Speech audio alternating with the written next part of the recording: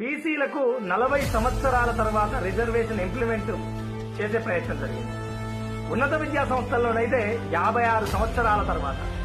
భారత రాజ్యాంగం 51లోనే reservation provide చేసింది కదా బీసీలకి. మరి దాన్ని అడ్డుకున్నది ఎవరు? దాన్ని అమలుపరచంది ఎవరు? వాళ్ళని ఖచ్చితంగా ప్రజలు గుర్తుపెట్టుకోవాలి.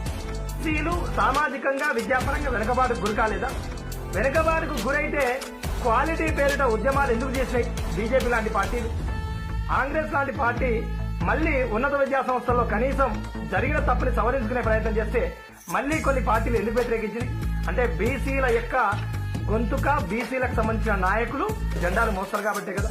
నిజంగా మీ గురించి మీరు, మీ తెగ గురించి మీరు ఆలోచించుంటే 56 సంవత్సరాలు పడుతుందా ఒక బీసీ రిజర్వేషన్ రావడానికి? ఇప్పటికి కూడా బీసీలకు ఆ పథకం ఈ పథకం అనే ఆలోచిస్తారు తప్ప దక్కాల్సినటువంటి విద్య ఇంకా కూడా దక్కట్లేదని ఎందుకు ఆలోచించలేకపోతున్నారు?